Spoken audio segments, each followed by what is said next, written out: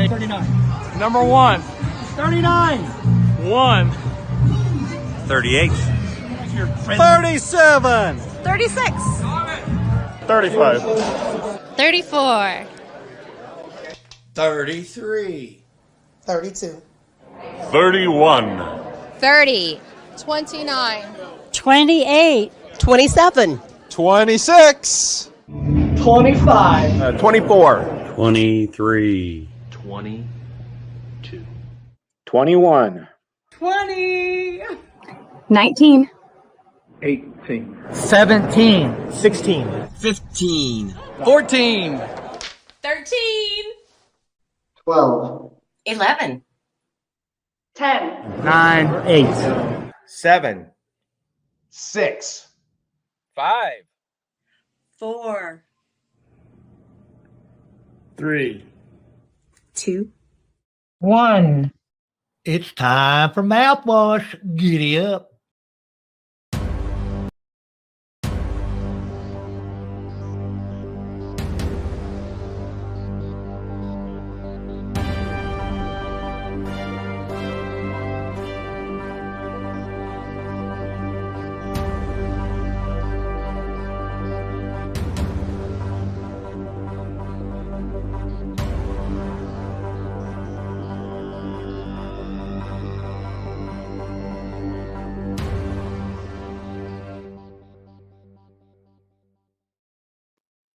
Hi, and welcome to the Mouthwash Show, a minty, fresh take on politics. And welcome, welcome, welcome. We have a great show tonight. We have actually a debut video that I just put together from the service of the 173 people that were not claimed at the coroner's office. I think you're going to enjoy that. We have Jordan Davis. I mean, he's running for District 87, Indiana House of Representatives. We got peeps on the streets. We got small talk. I mean, what don't we have? But first, let's get this thing started. I just want to say thanks for all the viewers we have. And I want to say thanks to my panel and the people that come on this show, because it's like a little family we got going on here. This is our 87th show. Can you believe that? 87 shows. And who would have thought that we could have made it that long? So let's get to the show. I know you don't want to hear me jibber jabber along because I'm pretty good at it, but I'm going to go ahead and start this out with, let's see, we're going to go with this debut video. Let me set this up a little bit. So Linda Zanaco, I said her name wrong when I interviewed her, has He Knows Your Name. It's a group that she started, and basically what she does, how it started was she took babies that were either left at a hospital or in a dumpster or somewhere that didn't have anyone to claim them. And she basically adopted these babies and has given them proper burial.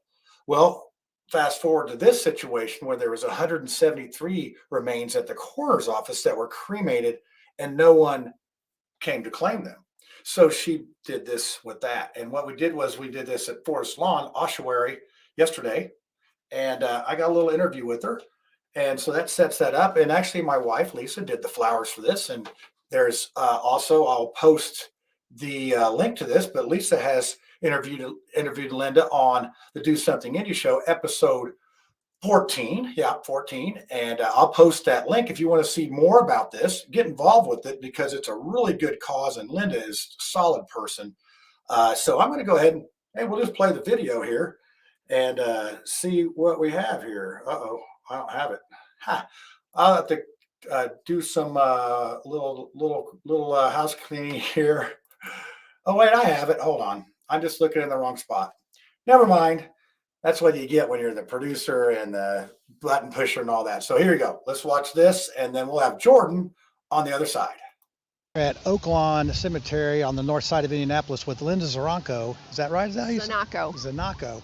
And she has just performed a service that helped give dignity to 173 folks that had no one to care for them, right? So what makes someone want to do that?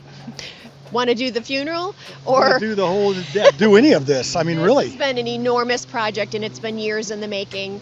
When I heard about this problem at Marion County Coroner's Office, I then realized it's the same problem that is at funeral homes and hospitals.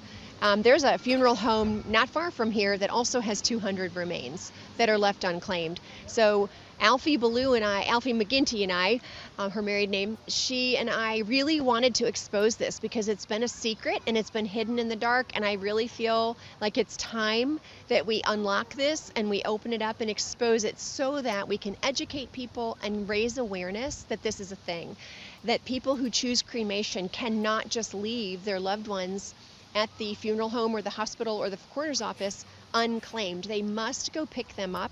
And we did have 2 reunifications before this service, which I was really pleased. I was hoping for more, but I think we're getting there, you know? Yeah. So out of this group, are these folks that may not be, because I serve the homeless folks, is there some of these folks in there that were homeless, or are they pretty much just folks that were just unclaimed?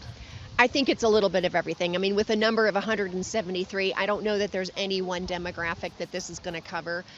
There are a lot of people alone in death, and that's something that, as I was sharing videos on TikTok and Facebook about this the last week, I mean, I was pretty surprised at how many people said, well, that's going to be me. I'm alone. No one's going to claim me. And I mean, it just broke my heart. And so I just really want to say that if you are one of those people, if you really feel alone in death, I want you to reach out to me. I want you to call a funeral home director and maybe do something towards some final planning, and just tell you you're really not alone. Like if someone knew about your passing, then there's something they can do with you in your passing. And I really want that to be important. Yeah, and it's just a wonderful thing, and it's something you don't realize, and you don't realize how many 173 is until you go through the line. So I had some video here of us going through the line, and I actually got to go through the line, and while I'm going through, I'm sitting there holding remains of someone that was sort of left, that died probably alone and had no one to collect them. Right. And you're sitting there holding their whole life in your hand, and it's like, and I think that's what really, that's what gets you a little bit, doesn't it? Totally. I mean, I was surprised. We had rented these 2 wicker caskets, and they were estimating that the weight was going to be over 1,000 pounds. I mean, like, and then when you, like you said, you pick up a bag and you're like, this is the weight of someone's life. And honor weighs a lot. So when we give it, we should feel it.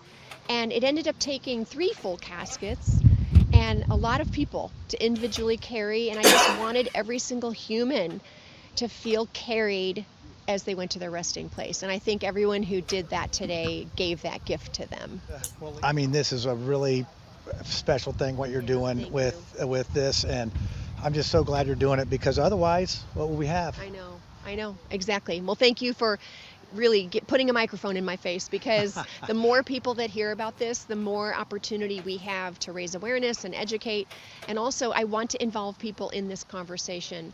I really want people this holiday season to sit around their Christmas dinner table. I mean, not in a painful, inappropriate way, but to really have some of these conversations and like engage in them and change the narrative in your family, that it doesn't matter how you felt about the person. It doesn't matter what they did or didn't do in their life.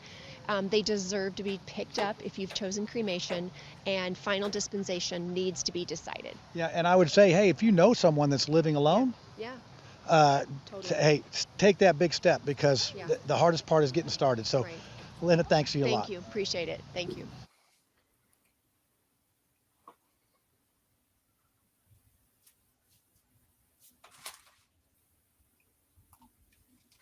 Yeah, we got dive bombed by the doves. And I was actually treated like media, but well, welcome, Jordan. I know that you didn't really want to start off the show with something a little heavy like that, but No, not at all. That's real life right there. There is people that don't have anyone to care for, and I think I don't know if I can speak for you, but I can speak for myself. That's why I'm sort of running for office, is to speak for the people that don't have anybody to speak for them. So, Jordan, welcome to the show. I know you're a long-time watcher, first-time guest. So go ahead and tell the folks a little bit about yourself. Well, first, Sean, I want to say thank you for having me on your show tonight. And also, back to your point about the families that are losing loved ones and those who are dying alone. As Hoosiers, we should definitely be there for those, even if we are not related to them. At the end of the day, they are Hoosiers, and they're being buried in Hoosier fields. So we want to make sure that we're turning out for that and show our support. And I'll be glad to tell the folks about me. My name is Jordan Davis. I am running for House Representative for District 87. I've lived in a district for over 20 years, all of my adult life and younger life as well. This is one of the greatest areas I think that Indiana has to offer, and I am so honored to be running as a Republican for them. All right. Well, I'm going to ask one question before we get to the panel, but what made you decide to get into this fiasco, this circus? That is a very good question. I appreciate you asking it. Well, throughout my whole entire life living here, I saw this area prosper when I was a young man. My mother, a single mother, moved me and my brother up into the area to give us a better life and a good shot at a better education in Lawrence Township. And over the years, as I was growing up, I saw that Hoosiers in the 87th have been represented for quite some time by failed leadership. And this is something that I decided that I could not stand by and allow it to happen. Throughout the whole entire time that I have been here, I have seen the incumbent become complacent in their position to where they're ignoring the main issues that are causing the biggest problems in our district. They're more loyal to the establishment elites than they are to the voters in the actual district. I've looked at all the bills that were being passed and authored and otherwise, and it has not directly dealt with any of the underlying issues that we're dealing with is education, crime, and a lot of taxes. And those are the biggest things that makes it hard for me, a young man trying to, buy a first home. It's very hard to have this type of environment to pursue my American dream. Our crime rate has risen and there hasn't been any new investments in business in the area. So I decided, what? I have the time and I love my district and I love my state. And the best way that I can help my fellow man is by being out there and actually representing them with legislation that actually speaks to them. Oh, yeah, I can echo your sentiments exactly. I have the same situation, except my numbers are maybe a little bit worse than yours, but we're underdogs. We're underdogs in those areas. But you mentioned crime. So I'm going to go ahead and play Peeps on the Streets, and then we'll bring our wonderful panel on. I think we're minus Ed still. So I think he's probably scrambling to get home. He probably had to walk because, speaking of crime, Ed had his car stolen out of his own driveway a couple weeks ago. He lives in South Bend, but car thieving it knows no boundaries. So let's watch this Peeps on the Streets, and then we'll bring on Lucy and Tiffany. This is Charles Johnson, live downtown from Indiana City Brewing Company, where we are with our host, John Smith, doing a couple of interviews for the Mouthwash Talk Show, a minty fresh take on politics. We're going to be talking about crime, criminal justice, and the punishment, and get people's opinion with Peeps on the Streets. The dog show is going to start soon. Yeah, the gun show is coming too. Oh yeah, that's right, the gun show. All right. Do you think that we have a problem with crime in our city? I think we can do better. Yeah. Okay. Do you think that the city officials or elected officials are doing enough to curtail or to help the situation in our city? Again, I think politics get involved, and we could do a little bit better than we are today. All right. Do you agree or disagree with the criminal justice being moved out of the city-county building and out to Twin Air? I like the idea that they've moved out of the city and moved out to Twin Air. I think. Do you think that we have a problem with crime in our city? I would say most cities do, yes. Okay. Do you think that our city officials and our authorities are doing enough to curtail the crime and help the situation? I think there's always improvement for yes, officials, yes. Okay.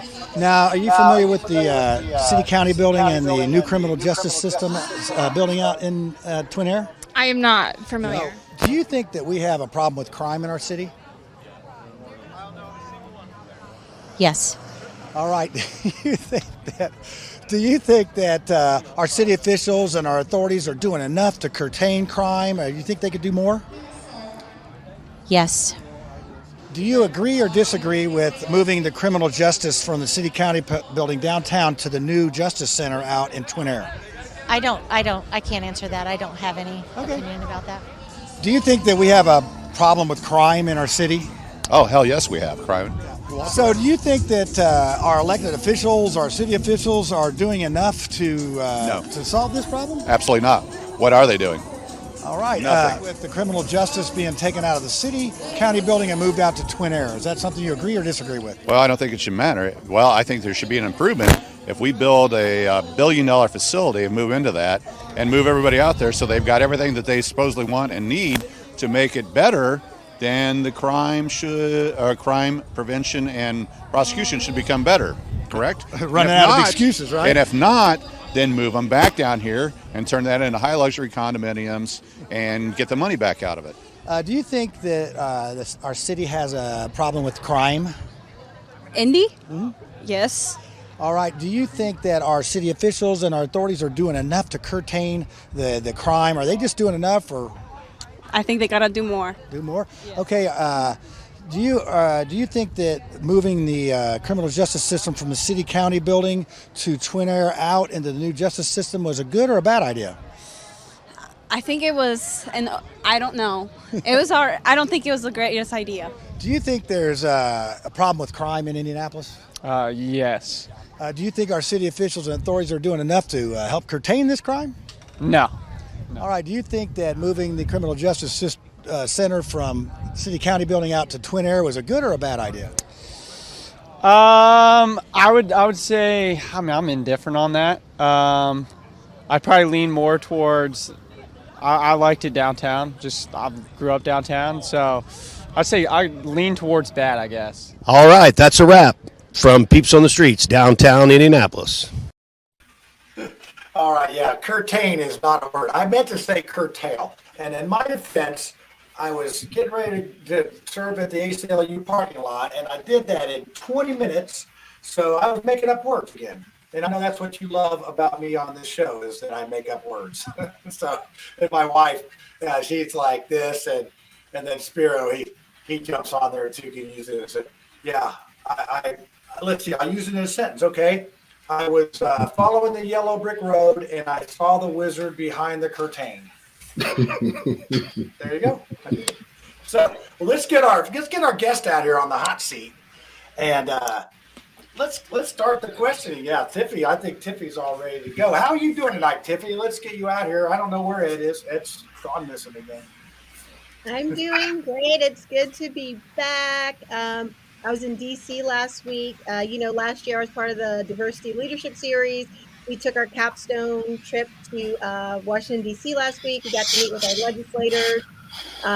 Just a really great trip. Actually spent time with the Heritage Foundation. And the best part about it was just being with so many conservative brown people and understanding the role that we play and how we are the future of Republican politics. Yay! Yeah, oh, that's cool. Well, and Mr. Merritt did a very good job filling in for you, but I know your fans are getting back here. And hey, here we got this for you. Jordan, we got one of your fans here. There you go. Spanglish. Yeah, I can teach some. I can do that. Some oh, and Adam's going to help me out with he's going to help me out with the definition for curtain. I think that's like curtail. You can use it in the same sentence. It's Lucy, like George Bush with strategery. Yeah, I do have strategery and rocket surgery and all that stuff. That's good. Lucy, how you doing? We had you on voice only last week, so it almost felt like you were not here either. So it's good to see you back with your shenanigans behind you, and it looks like you may improve your green screen a little bit there. So yeah, thank you. I'm just here to ask tough questions and chew bubble gum, and I'm all out of bubble gum. Very good.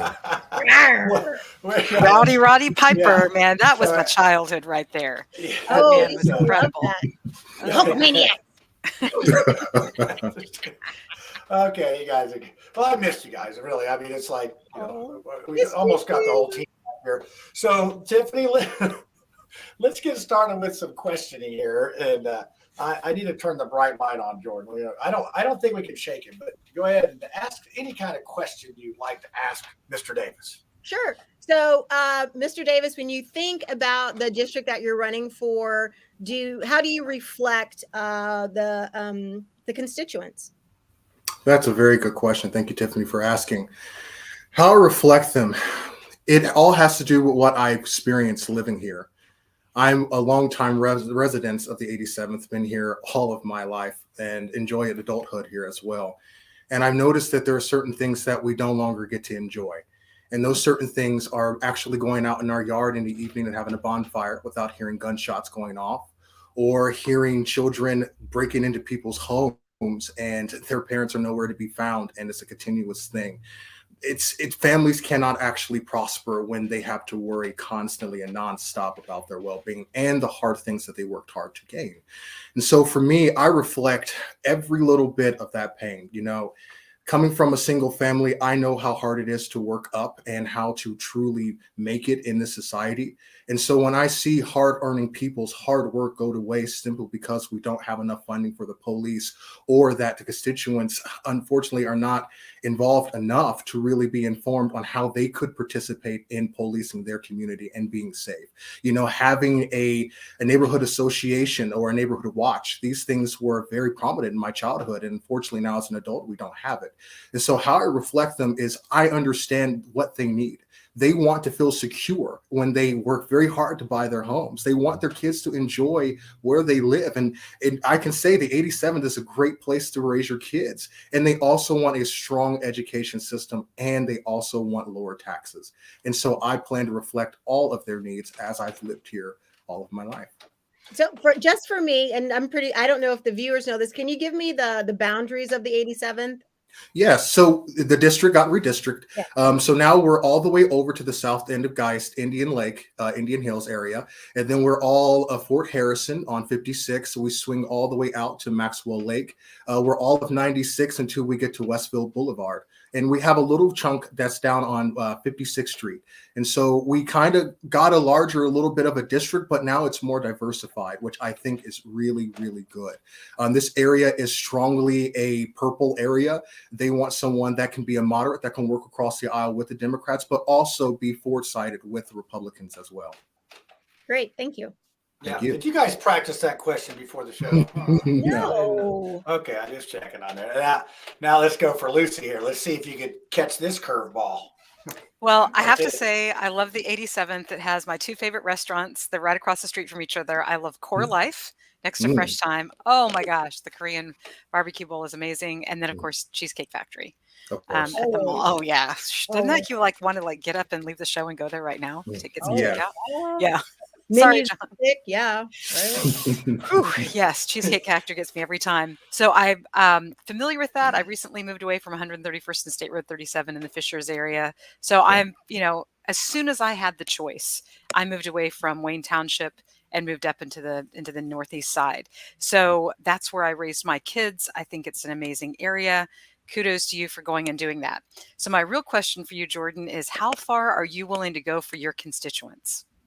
I'm willing to go as far as I possibly can.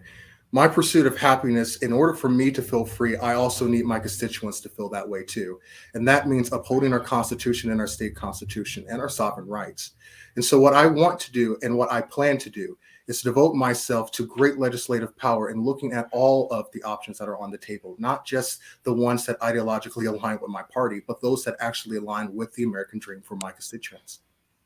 I love that. I'll tell you, one of the things that's always been big on my mind as a real estate investor, and I know Tiffany's got a lot of experience as a realtor, is that we never own our homes. We're sold the dream of American home ownership, but yet if we don't pay rent to the government, we end up losing our homes, no matter whether they're paid off or not. And so my question for you is, have you thought about, first of all, the mistake in the Indiana Constitution that happened a couple of years ago with very short-sighted Tea Partiers who said, oh, property taxes are unconstitutional. So, of course, they did the stupid thing and had it amended to the Indiana Constitution. So now property taxes are constitutional in Indiana. What a mistake, people. You just didn't realize the evil you were wreaking upon yourself.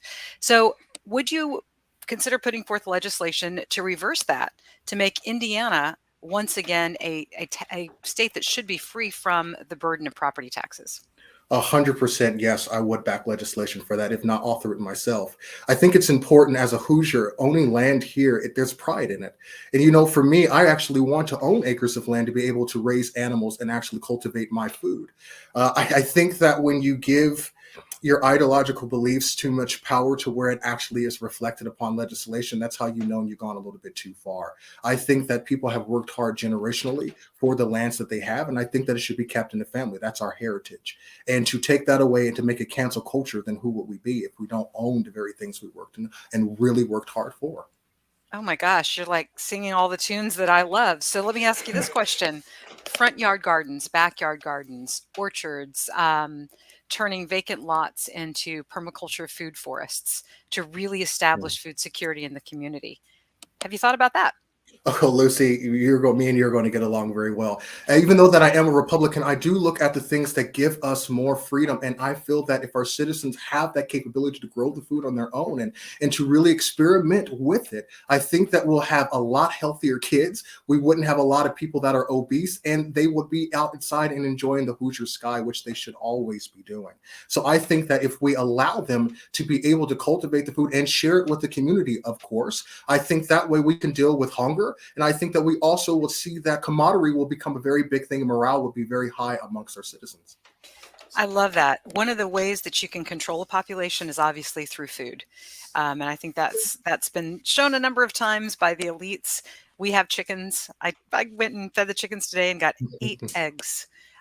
So, yeah, exactly. It's so cool. Like the coolest thing ever is to go get the eggs and then wash them and then cook them and to know that you're providing the very best possible food for your family.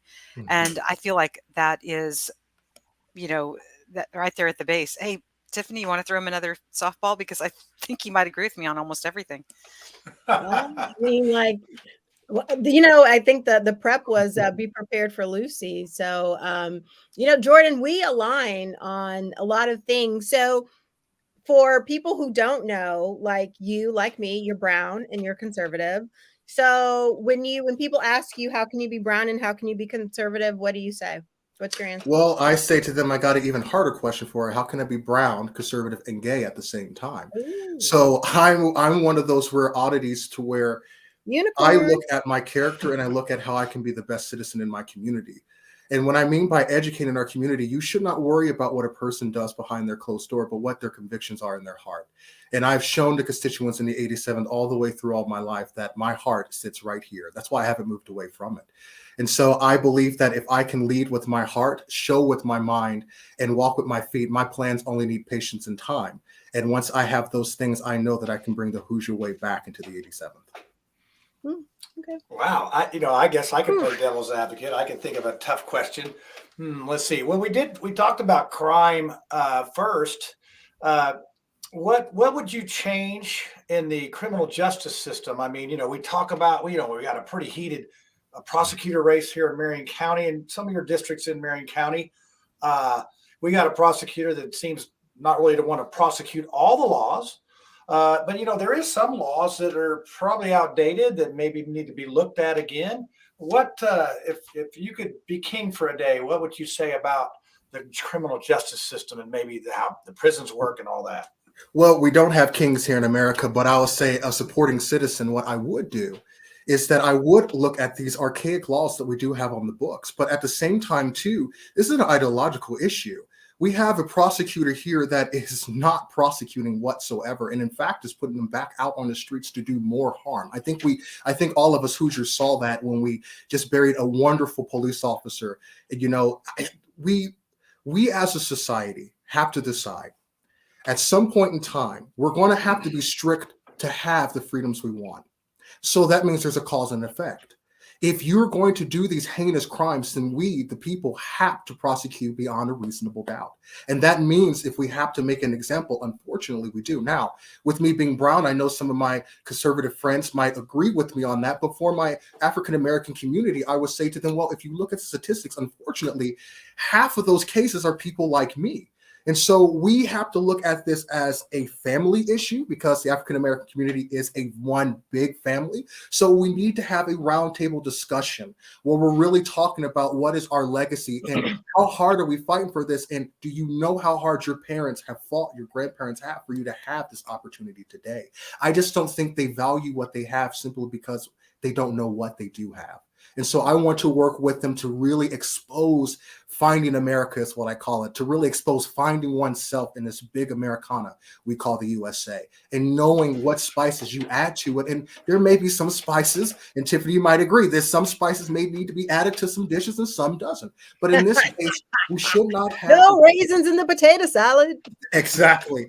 In this case, we need a prosecutor that is not going to be biased to a platform that the party doesn't even follow. I mean, the Democrats say they want a strong and safe community, but what have they actually done? But pander to the community.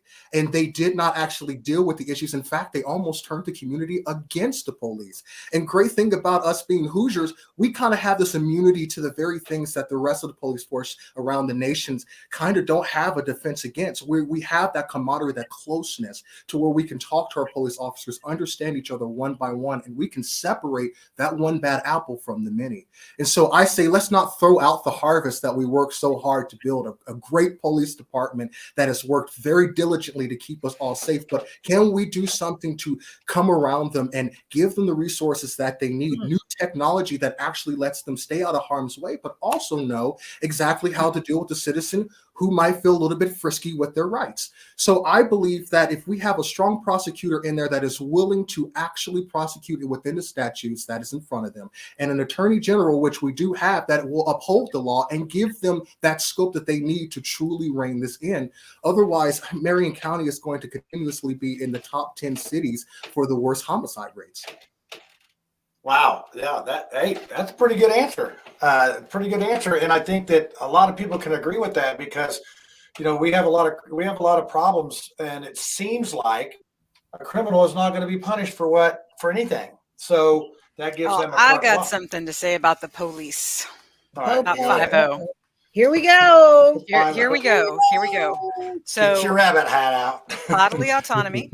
What you do behind closed doors is your business, which is like totally libertarian platform. So I really enjoy that. But what about bodily autonomy for what else you put in your body or what you refuse to put in your body?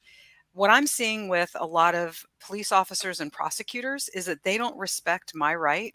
And by the way, I don't smoke or drink. I have 10 kids and 3 grandkids and a super boring life. And I like it that way.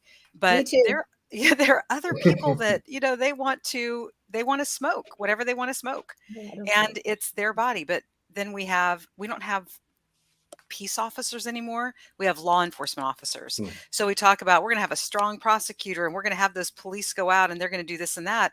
But what are they really spending their times doing? Everybody looks at return on investment. So return on investment for a police officer includes, hey, am I going home tonight? Is it going to be safe? So I think there's a bias towards actually targeting African Americans for, things like marijuana because it's safer than going after violent criminals. How would you address a shift in focus towards more peace officers enforcing, protecting citizens from violent crime and leaving things like marijuana completely alone? Completely decriminalize it. Well, first of all, let me say I would decriminalize it. As a Republican and a conservative, the amount of money that I can bolster in our economy from that alone. I mean, we're a farming state. We got Ohio. We got Wait. Stop. Taxation is theft. It is taxation is theft. But however, with it being that theft, my marijuana, which I don't grow, but if I did want to smoke it, then it should be just like broccoli seeds. I should be able to go get a sativa or an indica. Is that the way you pronounce it, or an indica? I don't know. Indica. But anyway, I make up words. I don't know. I'm not in the culture enough. But what I do know is that there is a big difference. Legalization means that you're asking the government's permission for what you put in your body. Legalization equals taxation is what it means. That's the equation exactly reads very clean and forward. Which is why I'm against legalization. That is understandable. To keep it at the same time, I would have to say I'm for legalizing it for the benefits that it can bring. Now, of course, I would need to work with my Democrats. From the populace? I don't view it as stealing from the populace. I view it as this is the right that they want, and I heard they're right. I'll pass a legislation and talk to all the members in the House for it. Finally, something we can disagree on. So broccoli has sulforaphane. Broccoli, especially broccoli sprouts, the little ones, man, 25 times sulforaphane. It literally eradicates cancer. Why aren't we taxing broccoli? Because it's a threat to the oncology regime. I mean, broccoli is another plant and it's green. But people don't know yet. Yeah, don't tell them, Lucy, or they will. I think the biggest thing is, Lucy, here is that with marijuana, especially the African American community, we have a very deep history with it. Okay, so for us, this could be a very strong economic boost for the African American community, for those who want to farm. In fact, my cousin actually farms in Michigan. He owns a farm and he grows it for veterans. And so he uses those proceeds to take care of his community, but he also pays his taxes for it as well. Why should he pay especially taxes the on it? stuff- That money in taxes should be going to those veterans. It should go into the community.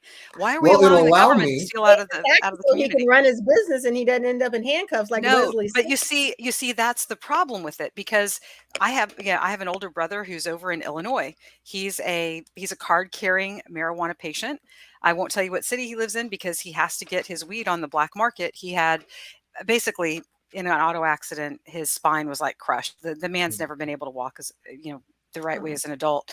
He can't afford to buy legal weed because Illinois put so many taxes on it. But if he goes and buys illegal weed, then he's in danger of incarceration.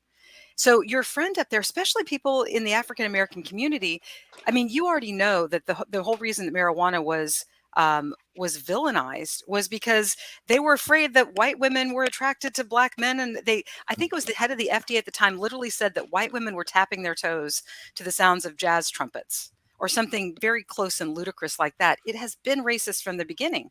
So if the government has been racist from the beginning, let's take that out of it. Let that money pour into communities. Why would let the politicians have control over those funds? I appreciate your sentiment. I think that we all have colorful views that could really add to us finding that sweet spot, that homeostasis to what would be appropriate for Indiana to do it. The very first thing we can do is decriminalize it. I think that is the very first thing. And how we will beat the need of taxation, you should be allowed to have a certain amount that you grow that is untaxable. Wait. You're either free or you're not free. You're not regulating the amount of broccoli. Relative. If we want people to be healthy, we should be shutting down soda fountains and getting rid of high fructose corn syrup. But Lucy, I'll have to say it's relative. There's a cause and effect for having the Constitution. I have freedoms, but if I go out and shoot someone, there is a consequence. That's violating. Marijuana, that's we can violent. legalize it, but there That's will be violent. a tax upon it. No. And we have seen in Colorado and other places that the taxation, people will still buy it. You are a politician. especially I am during an the COVID. anti-politician. You are in love with the idea of the revenue that you then get to direct that revenue stream. I'm Man, in love with cleanse the idea of our yourself. people being free and enjoying their rights. And if it needs If your to be people are free and codified in the enjoying their Constitution, rights, so then be you've it. got to remember every law is enforced at the point of a gun. We have a black man who was choked to death because he was selling cigarettes. Why? Because they were enforcing the tax on those cigarettes in New York City. Every law that you put on people is enforced at the point of the gun. So, let's say you make the deal with the devil and you're like, legalization, not decriminalization. And then you have a young black man who gets pulled over and he has too much. Maybe it's because there was too much moisture in it. It wasn't dry enough. Like they do with people when they make pot brownies and they weigh the brownies, not the amount of THC in there. People have been put away for life in Texas for that kind of crap. That young man gets shot and killed because they're enforcing the law. That's not the same scenario that we have here in Indiana. Us Hoosiers, we have this understanding to where, unfortunately, the rest of the country is kind of learning the hard way on. I do believe that we could legalize it here, and I do believe with partnership with law enforcement, setting up a good regulation, having a commission to look at all the states who have legalized How free it do you and want see to what be? we could do better than them. We can also look at how can we actually change our justice system. Like you said, if a person has too much on them, is there a leadway to where What's they're too able much? to actually What's too much? I weigh 206 pounds. That's too much. What if we made it illegal for BMI to be above 32 and they're like, Lucy, you're going to jail because you eat too much damn sugar. Well, I Put highly down the chocolate and doubt that step the away. legislators would even propose anything like that, but I'm trying to But you're be proposing pragmatic and laws upon reasonable. people's body and what they consume. I'm fat because I consume too much chocolate. Like I don't I smoke or believe drink, but I I would be eat more chocolate. open to a committee to explore the legislative nature of it. You're open to a committee to explore how much you get control of somebody else's life. Dude, If let they're people willing, be if the free. option is available Okay, to them how and about it's a this? part of How their about this, American Lucy? dream, I am 100% for them The pursuing American it. Of dream course, is to the be cause free and from effect will be there will encroachment. be a variable tax rate that is put on it, so that way we can limit the amount of taxes elsewhere. My whole point of even wanting to get it legal is so that way we can take the tax burden elsewhere off of the Hoosiers that need it. How So for about the farmers that politicians need stop any type spending of money? bailout, we can lower taxes for them. For people who are paying income tax, we can actually be able to lower that You seem by to have using that this. sliding scale with marijuana. I'm so disappointed, Jordan, because we could be growing tomatoes in our front yard together and be neighbors. But I you feel we want can to put still my get child along. in We can be jail. growing You want to weed put in my the front child in yard. jail. You know, But if, I think that it's like what I love about like legalized marijuana, the opportunity to tax it. We're in a situation here in Fishers where, we've got a new event center that's going to come online. There's going to be a 1% increase in food and beverage tax. Schools are funded through taxes. The library is funded yeah, through stop different that taxes. too. But if we can Well, Stop get public more indoctrination things in camps. the mix, I mean, we can do so much more. There are states that have legalized and taxed marijuana where they're able to put the revenue where it needs to go. I think at the end of the day, people are going to smoke weed. It's not my thing. I don't smoke weed, but people are going to do it if there's an opportunity for us to prosper from it and put money against programs that need it.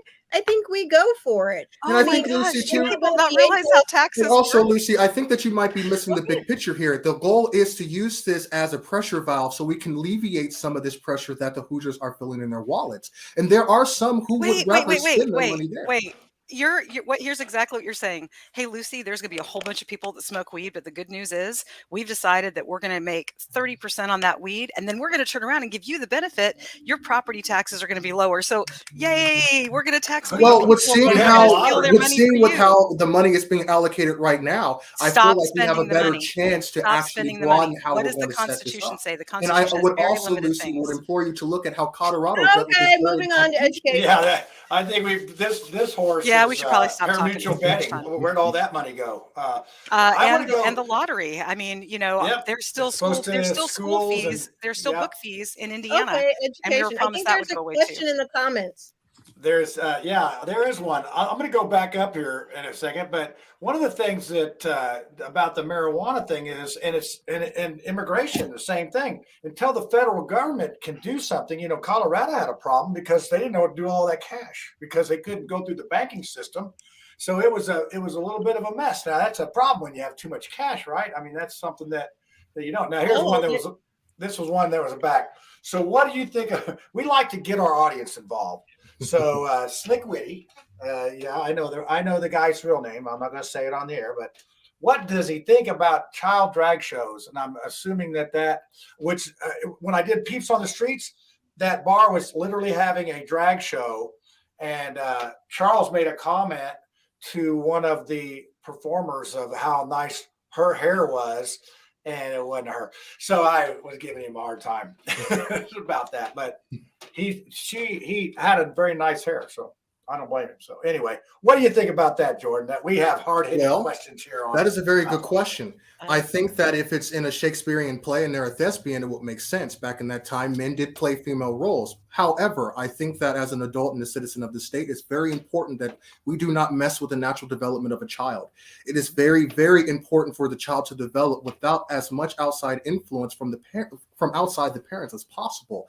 I think that if we can have a neutral environment to where they're naturally exposed to the superficial things our country already puts out there for our children without overdoing it, I think we'll do a great job. And this is a big reason why parents need to be more involved with their schools and actually making sure they're not on autopilot and assuming that the goodwill that the teacher has is going to be in the best interest for their household culture that they're trying to establish with their child. So I respect the parent's right of totally for the child not to be exposed to that. If the parent doesn't want it, that child is under that parent's authority. So we have no right to interfere with that outside the normal scope of what we already have.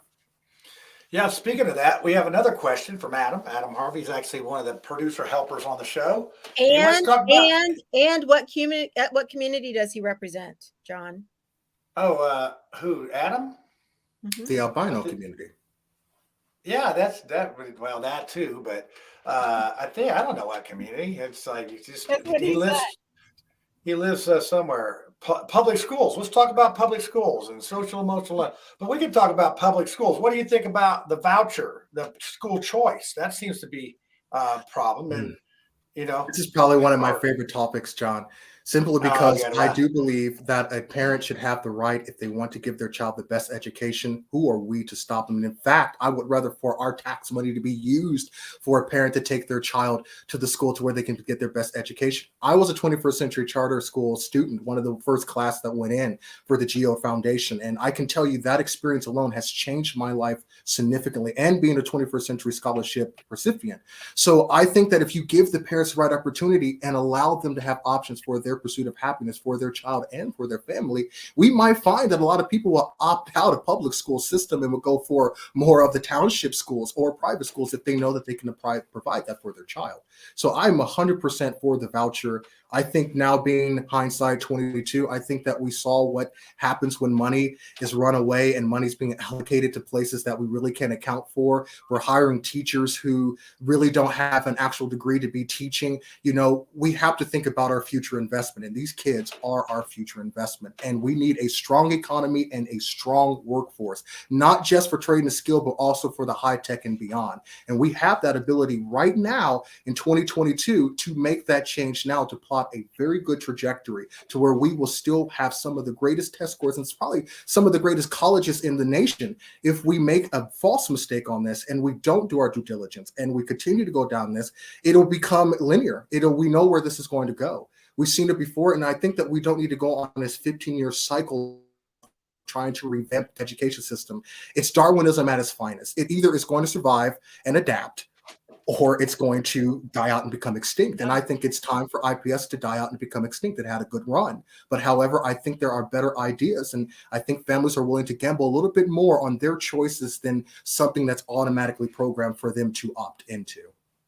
So I guess to follow up on this, so this, I think the path we're on is possibly the death of public education. But are you for privatization, or what does that look like? Because it seems like we're sort of out of control with this. It's charter. We have our religious schools. We have the Catholic schools. We have the Lutheran schools. And by the way, the Lutheran school down in Evansville has the highest test scores in the state on the iLearn and iStep. And so why don't other schools follow that model? Now, maybe they get the test in advance or something, but to me, it seems like, let's do better. Let's do better and make people want to come there and not have to go there. And right now, I think we got to, public schools is taking a beating. I think it really is. So what would you say to that? Privatization or?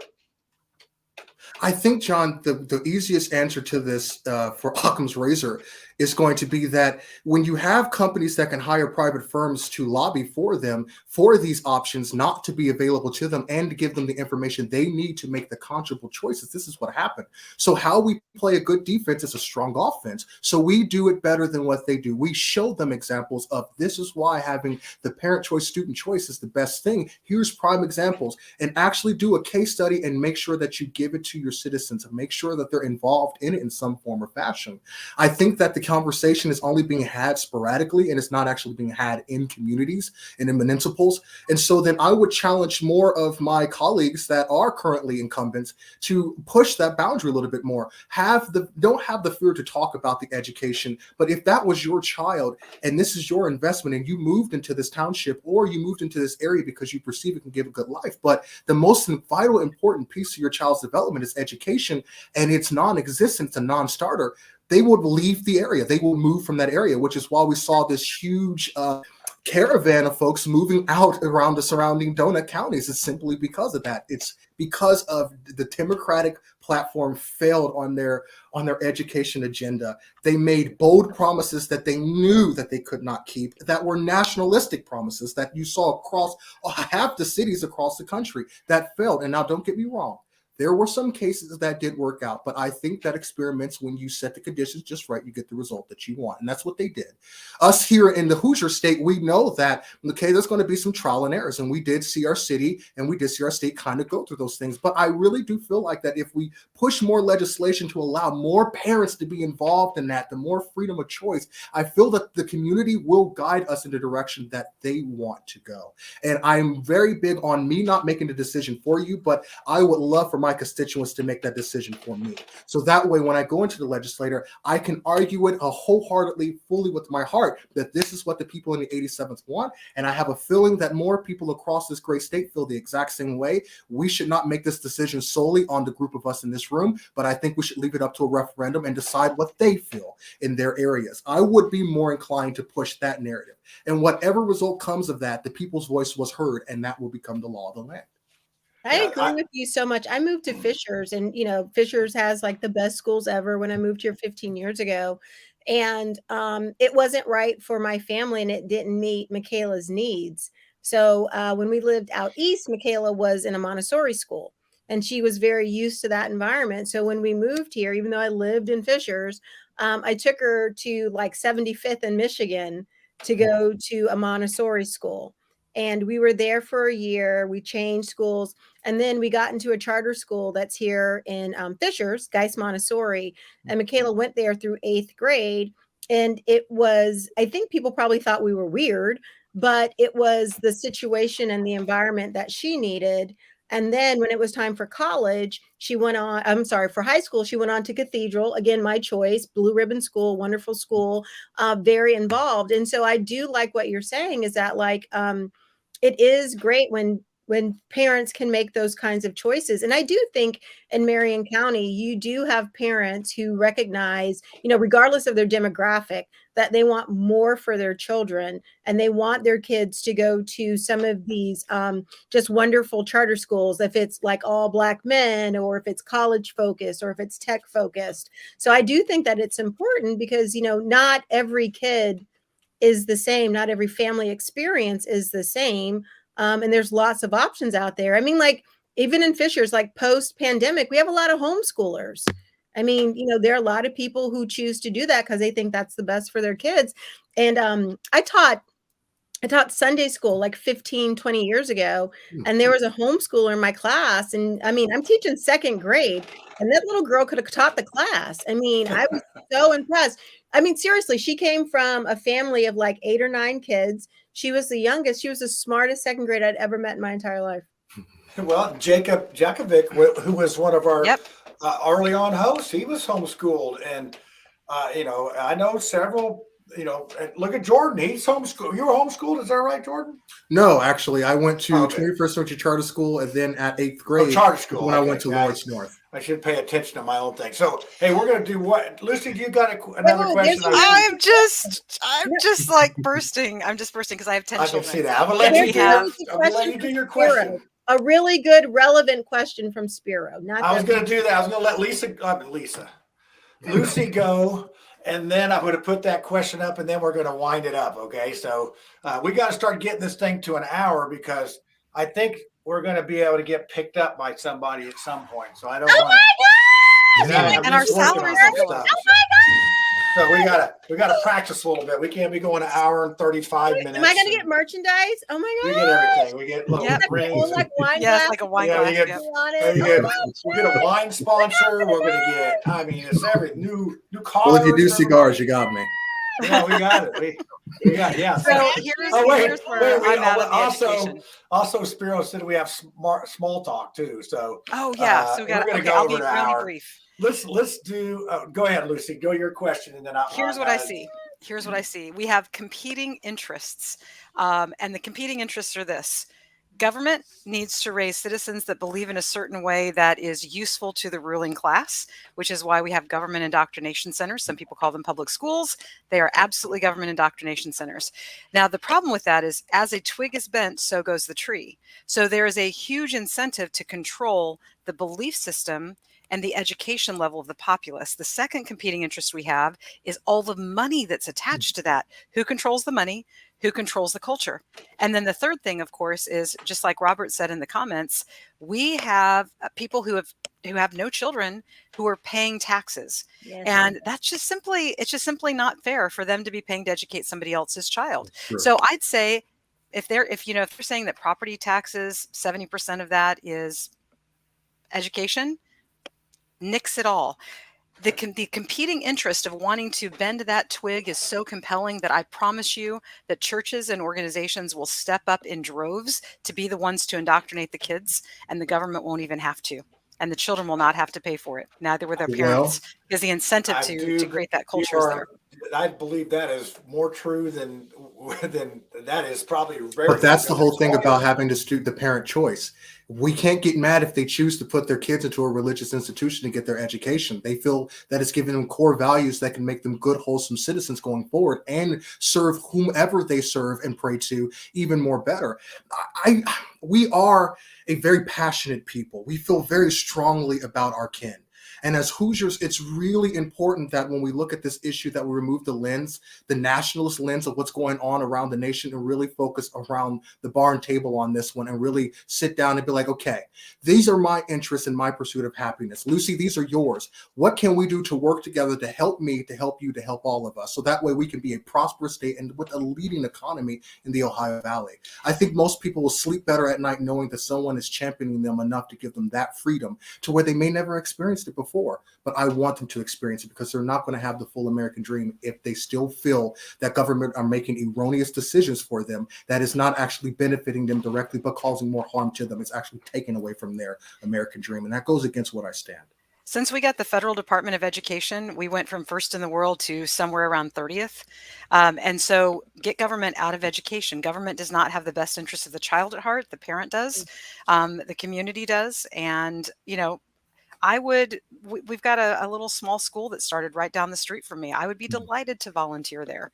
I could teach, you know, ballet. I could teach art. I could teach French. I mean, there's so many things that we can do in the But community. we don't want to run into issues where we get liberals in there that'll indoctrinate our kids in secret. So we'll have to make sure that we have some type of checks and balance to make sure that parents have the oversight that they need to make sure that their children are being If there was educated. no money to steal, the liberals would go away. Look at Nancy Pelosi. She makes $174,000 a year. She's worth what, $200 million? There's a reason that they You there's think a she reason could they afford control better that. eyelashes or eyebrows if she had all Oh that my money? gosh, I call her Skeletor. I'm sorry. All that cosmetic surgery has not done her any favors. But it you know, just shows us though how you lose a exposed lot we of are in body America. fat, so I mean, we have so many different ideas from the East Coast to the West Coast. We're just stuck smack dab in the middle. And I feel the Ohio Valley is going to look to Indiana for how we handle this. This is an intrinsic issue. This is deciding how our generations will look back upon us and say, hey, you know, your upbringing you gave us, deciding my mom or my dad to give me the best education actually allowed me to be a scientist or an astronaut, or allowed them to dream big to go to Mars. I think that we should gear education more towards the child and what they're truly gravitated to be the best part of a population in democracy is when the citizen feels like they're contributing to the demos. You know And what? so Booker T. Washington didn't need any public schools to get where he was. that is very true. He needed burning desires, he needed There obstacles were no removed. public schools for Booker T. No. In fact, in the 1800s, starting in Massachusetts, government decided that they needed to control the culture, and it was actually an offense punishable by imprisonment for you not to put your child into public schools, because there was such a compelling interest for government to bend that twig. So the reason that liberals are involved in education is because it creates a huge pile of money that they can suck the cream off of the top. And that leaves our children high and dry. So if we first simply don't steal from the citizens, they can educate their own children. But I also think, like I said before, if we have strict not laws just to make the sure that the guidelines are right, we will be in perfect shape. We You have to know laws to against abuse fraud it. and graft right now, and Nancy Pelosi is, you know, letting her husband buy like former post office for $1. You know, we've got all those Unfortunately, I'm laws not in in place. legislation. I feel that some of our delegations should be more bold on the floor when they have the time to speak. And There ought to I be would some tars and challenge that feathers on the constitutional norm. on the congressional floor. If I were there, things would be different. You can bet on it. If I was tried there, to things get you would be a there. heck We of a tried lot to get you different, I there. can show you that. I tried. I gave So Tiffany, what were you going to say? I was gonna say, oh crap. Never mind. I can't even Something remember. about money. Something about money. Oh, something about schools. It's like right now there may be a liberal money grab in our schools, but right now it is really about what they're teaching kids, you know, the shift away from academic excellence to more of the indoctrination and telling our kids not how to think, but what to think. I mean, I think that's the biggest issue right now with this liberal agenda that we're seeing. It's that like you've grabbed the money. I think if you look at the stats, the number of educators in public schools has like doubled. The number of kids has declined. They're hiring people who are just fluff and extra, who are not aligned to any of the curriculum that is important to parents, and they are spending their time and their efforts and their energy just to get inside of kids' heads. They're helping them question their gender, question authority. They're softening the academic requirements. There's no real right answer. I mean, if people don't understand what's going on in our public school system, then that's a big problem. And, you know, I'm part of Fishers One. You know, we're running conservative candidates in all 4 of our districts, but people really have to understand this broad liberal agenda and what it's trying to do to our children. It's like it needs to be brought down to a level that the Commonwealth can understand. It does not need to be fluffed up with large things or superficial determination. It needs to be crystal clear. Look, this is what has served our state for 75 years and made us strong. If we go with this agenda, well, we got examples we can show you of where we will end up. Yeah, so I got to we need hold up a loosen our grip. mirror. I got to hold up a mirror because, you know, we're a supermajority Republican state. Y'all have had the chance to fix this and you failed because So you got If our conservatives Democrats on the would work take across too. the aisle with us, Lucy, to we your would point, get more Lucy, things done in greater spirit. Hamilton County is a pilot experiment. And I think years ago, maybe 7, 8, maybe 10 years ago, we accepted a Lilly grant from the foundation. And with that grant came Lilly some is evil. stipulations about what needed to be taught in the school. So I will tell you, Hamilton Southeastern Schools has been an experiment. Unfortunately, the pandemic happened. Children were doing their studies at home, and that's when the S hit the fan.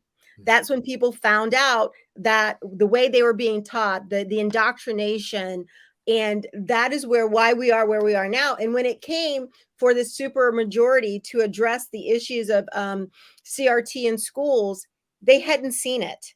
You know, Todd Houston fought a great fight. Senator Baldwin, Kyle Walker, they fought wonderful fights against CRT, but unfortunately, it's not rampant across the state right now because of the pilot in Hamilton Southeastern Schools. Y'all can't even keep Republicans from killing babies. How do you expect to make sure that they can read and write? Okay, All right. We only got so much time left in the show, and we still have to do small talk. I hope that which makes we're you gonna feel good, Lucy. I mean, that's good. I would feel much better if Hoosiers were not being murdered in their home. Tasteful. Don't worry, if we have our way, nobody will be able to have an abortion. Babies are being killed. I'm not cool with that. And I'm not cool with Republicans continually, you know, raising the specter of we're finally going to get abortion outlawed, you know, this time. And then it's all a compromise to see how many babies can be killed. And it's the African-American community that have the most. That's an absolute Holocaust. We don't need you as a spokesperson. We're good. Okay, we're gonna go to small talk and simmer down. Keep killing your own people, Tiffany. Simmer down. Mark Small, this is Small Talk for September 27th, 2022.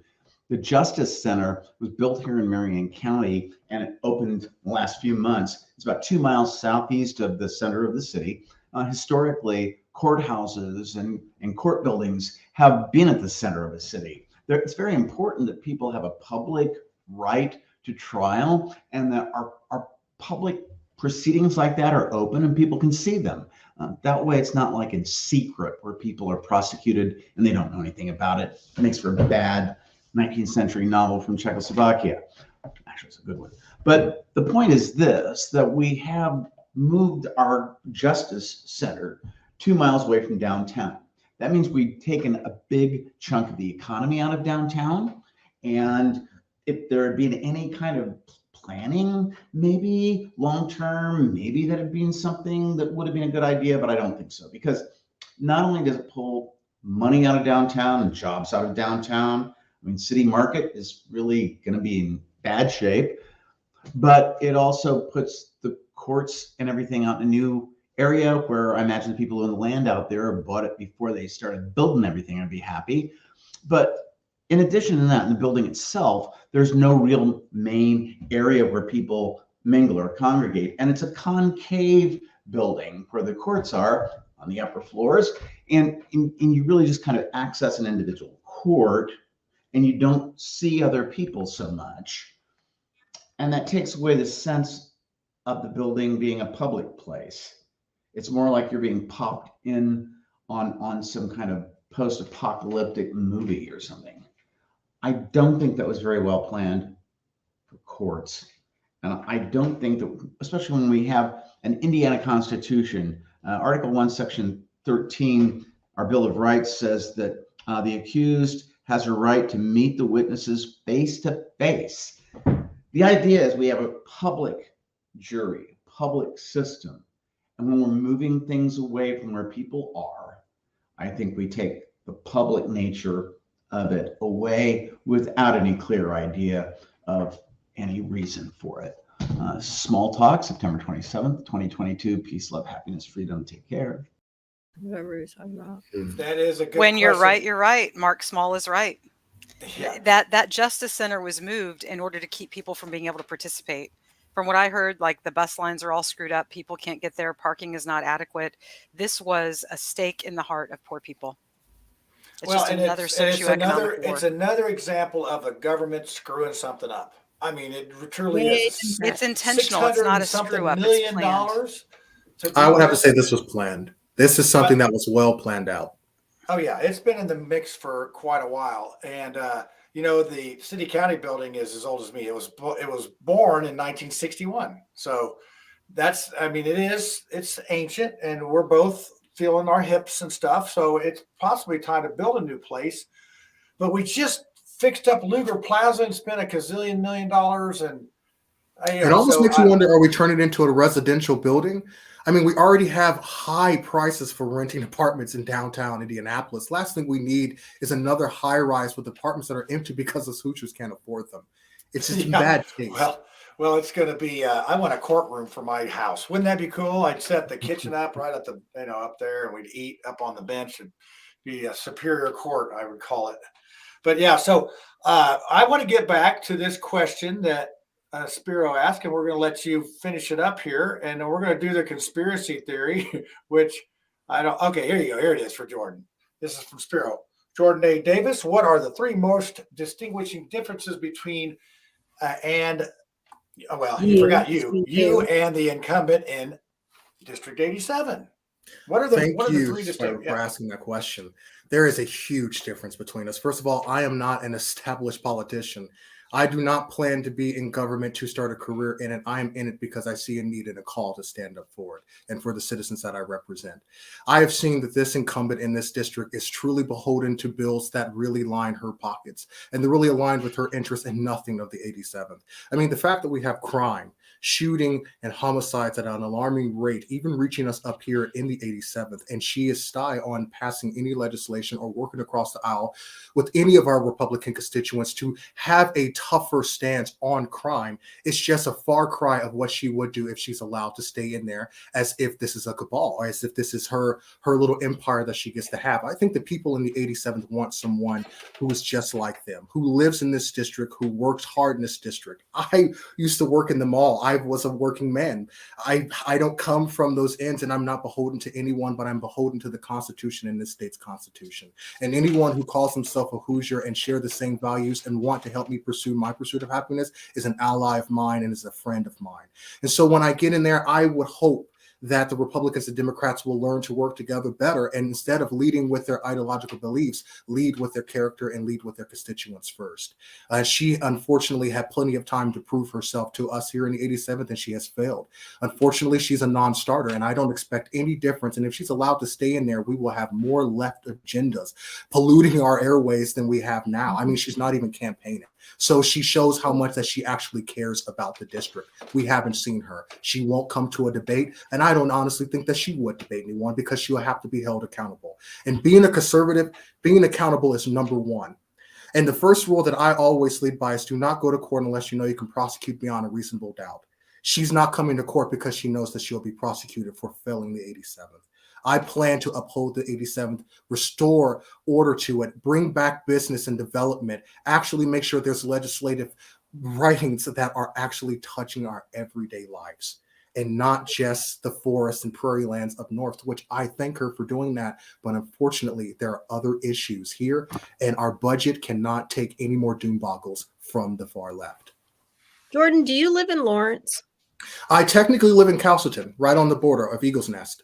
Really? Because it's funny, because it's like, I mean, I of course want you to win your race, but if you don't, you should probably run for like mayor of Lawrence. You know, I've loved this area. I would not move out of this area. I believe that once a place is your homestead, you stay there. I lived here, and I hopefully will buy a home here and stay here. As I spread out across Indiana, this will be my homestead. So it has came across my mind before, but there are some great, great leaders that we have coming out of Lawrence that I know will do a phenomenal job leading it. And that's a lot of shoes to fill, but I would be honored if my constituents wanted me to run for that. I would feel honored, but that is not something that I'm going to pursue right off the back. Yeah. So how long has your opponent been in office? So this will be their third race. Each time it was very, very close, unfortunately. When the Republicans, we keep playing the same playbook over and over again, someone's going to learn your moves. And unfortunately, that's exactly what happened. They know how to prophesize everything that they want. They know how to deliver their message better than we do. And that's exactly what they banked on, to where she's going into this election with autopilot on. And so hopefully I can stir up some turbulence there to where she actually have to manually fight for this race. Yeah, yeah. Well, hey, I concur with a lot of yours, because District 97 sounds a whole lot like District 87. Same sort of deal. This is 10 years for my guy, and he won't even speak to me. Have you spoken to your opponent? Well, does she speak to you, or have you spoken to No, her? actually, she actually sent my significant other a letter in the mail talking about, how she's proud of the nurses and things of those nature. So she reaches out when it's convenient and it aligns her political agenda, but she has no interest in us Commonwealth down here in the 87th. Yeah, we got, unless we were a tree. Yeah, yeah. So, hey, this has been very, very good. And if you want to know about Jordan Davis and what he thinks, this has been a good showcase for that, because you've, impressed Lucy and made her mad, which is, that's pretty much standard. I mean, of the course. And, Tiffany, look at her. She just sitting there going, "Oh, you did such a good job." It's all that. So now we're going to do the tinfoil hat movement.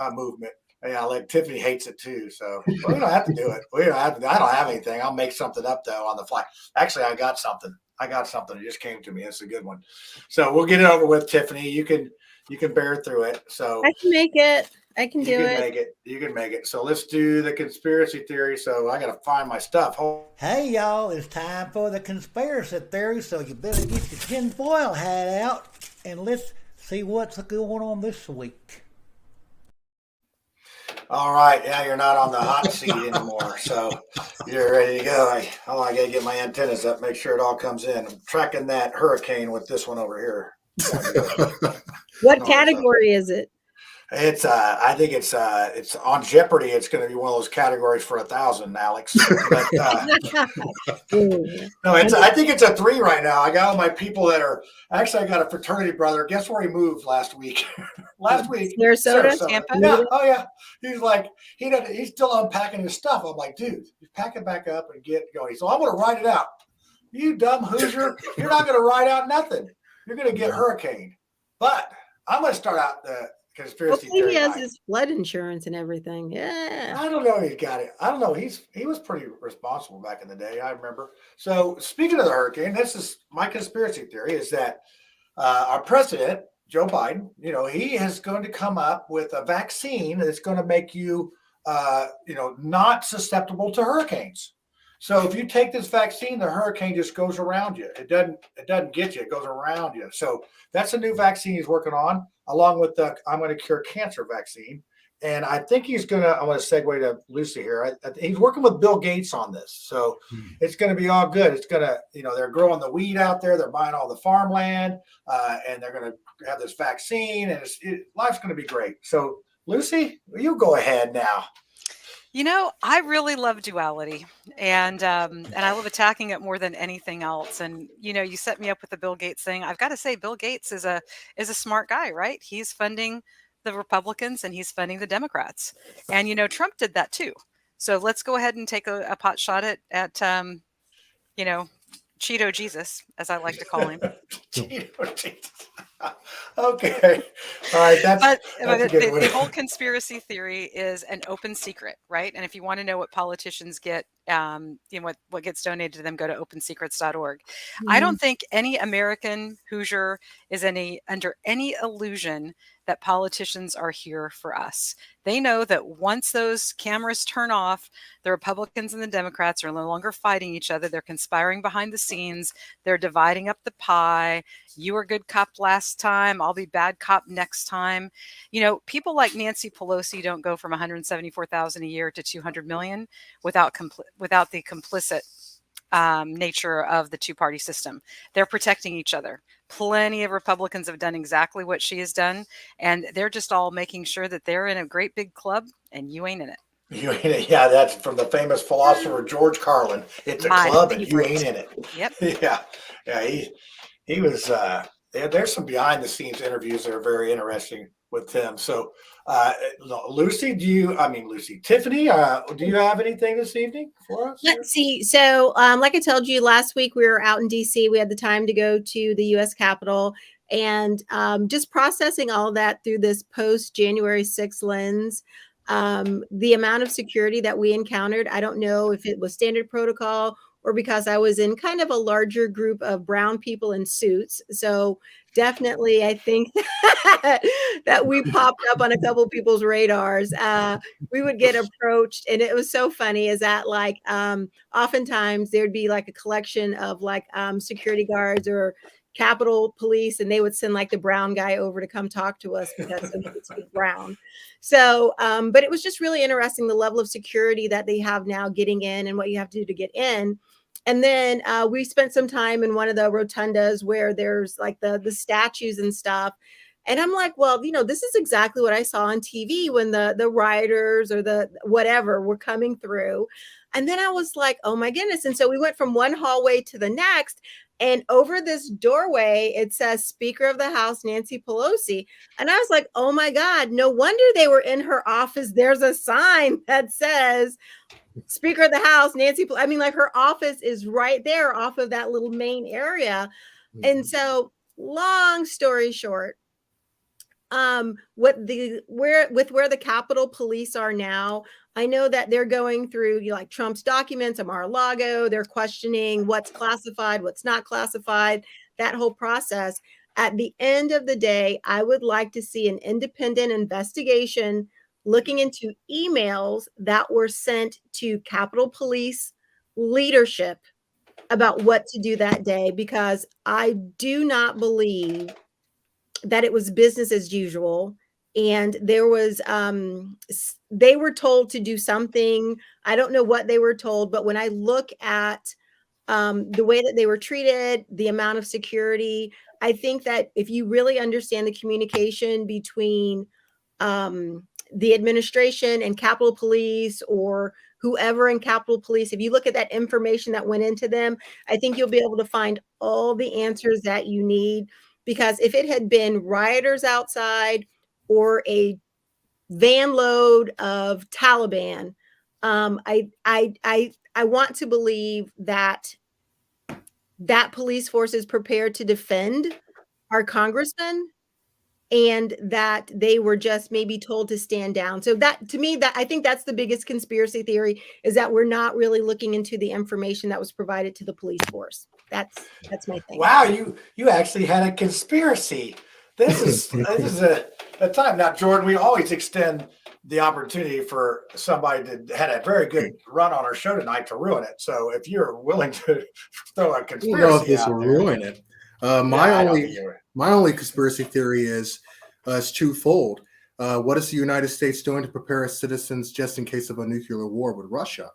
We just ended up letting them know that there would be dire consequences if they use a nuclear weapon, tactical or strategic nuke in the Donbass region. The United States will respond. Well, from looking at how our preparedness are for a hurricane, I'm a tad bit worried for being nukes falling from the sky. So what exactly is the FEMA and the federal government doing to prepare the states for just in case we need fallout? Because last time I checked, anyone seen a fallout shelter anywhere lately? We're supposed to get under our desks. Yeah, right, and tuck and roll. I don't think the weapons that they're working with now are going to be anything less than wiping anything off the face of the map, clean off the map. So that's my conspiracy theory, is why is the United States keeping it quiet for our battle plan, our ready plan for our citizens, and why are they waiting to the last minute like they always do? Well, I got two things. One, read the book Quiet Weapons for Silent Wars. I think you'll find that that's very eye-opening. And you are already aware, though, that Clinton changed the engagement rules, so now we have to absorb a nuclear strike and wait 20 minutes before we respond. Right.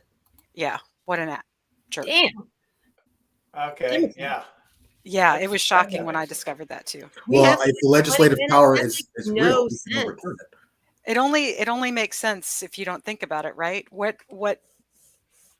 Gosh, we could go another hour on I that. know So I'll just we shut up. already started a whole Conspiracy nother theory. show. That's the first thing. We've run 20 minutes over. We got to get this done in like 48 minutes because for commercials and all. You know what? Let me host, and we'll be done in 59 minutes. I'll Yeah, wrap I it know up. you do a pretty good job hosting, Tiffany. I'm always glad to have you guys here I to learned help from me the stumble best. through this show. I I'll learned. make up some words. I'll make up more words before this show's over. You can count on that. So I'm Jordan, able to curtain the chaos. yeah, it's like herding cats chasing butterflies on the back of turtles. Jordan, you've been a great guest tonight, and Thank you. we had a really big show. And I don't know, we may need to send somebody up to South Bend to find Ed because he's gone. I hope he's walkabout. okay.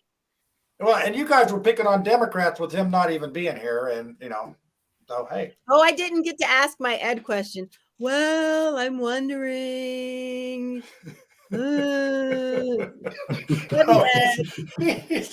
He's gonna get you, I swear. All right, everybody, do the peace You out. have to drive down here to get me. So Ed has an amazing well, he'd have to attitude. walk because they stole his car. So, all right, everybody, peace out. We'll catch you next week. What do we have? I think we're doing education next week. Yeah, education. Oh, fantastic. Let's talk about that. Yay. Jordan, stay on. Yes. Yeah, stay on after. We'll talk about it. So, all right. Bye, everybody. Bye, Robert. Bye, Spiro. Bye, Den.